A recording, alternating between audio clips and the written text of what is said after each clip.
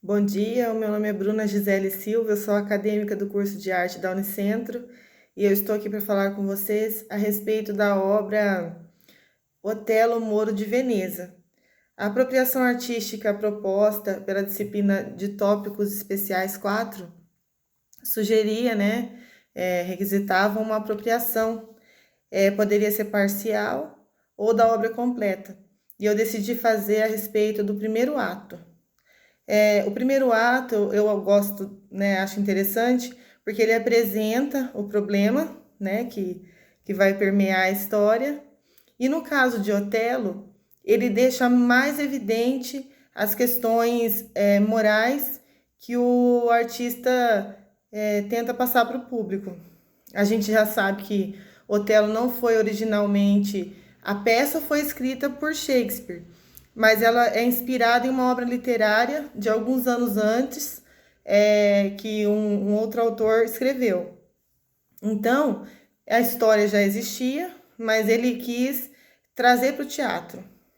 E nesse primeiro ato, questões de poder, de uma promoção que um dos personagens chamado Iago não conseguiu obter através de Otelo, que era seu superior, né? Porque o Iago seria a pessoa naturalmente sucessora para ter aquele novo cargo.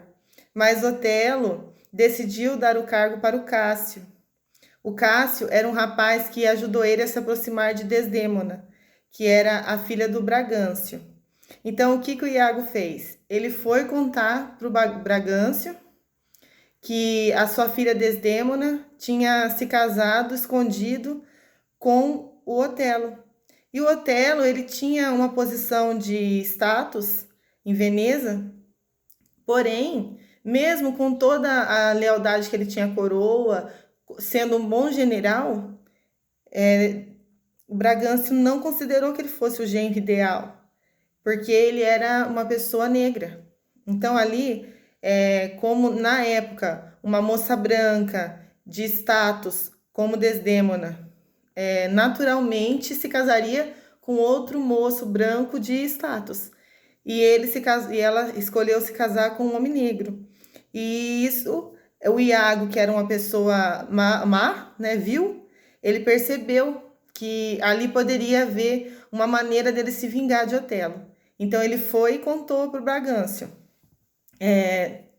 Todo esse primeiro ato, ele passa no interstício de uma noite, durante uma noite. É dividido em 3 cenas.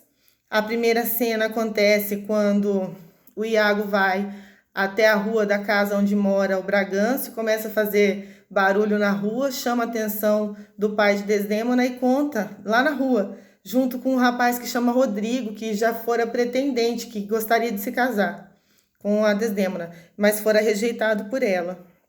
Então ele se uniu a esse Rodrigo, foi até a frente da casa do senhor Bragâncio e contou para ele, de forma abrupta, para causar nele toda essa revolta. A segunda cena, o Bragâncio sai de casa com o intuito de matar o Otelo. E quando o encontra, começa a discutir com ele, que no caso é o clímax desse ato, a segunda cena, onde ele tenta matar, né, o Otelo, ameaça matar, mas aí chega o dote de Veneza, que é como se fosse um mensageiro, dizendo que o Senado convocava, a Câmara, né, convocava uma reunião de emergência por causa de uma guerra que os venezianos iam ter que se defender, né, ou lutar contra uma outra província de Chipre, ficava numa ilha, né? E aí eles foram nessa Câmara. Chegando lá, o Bragança acusou Otelo, porque como ele era senador, ele tinha um poder de decisão maior, ele era branco, né? Tinha superioridade em relação ao Otelo. E na hora que ele encontrou com o Otelo ainda na cena anterior, ele estava com sua filha. Então a filha também foi para a Câmara. Chegando lá, eles acabaram se defendendo, né? O Otelo se defendendo da acusação de Bragança, que disse que ele tinha feito feitiçaria, bruxaria, para aliciar sua filha. E a Desdémona dizendo que não, que ele tinha assim, manifestado por ela um amor verdadeiro, que o amor era recíproco e que ele não tinha feito nada contra a vontade dela.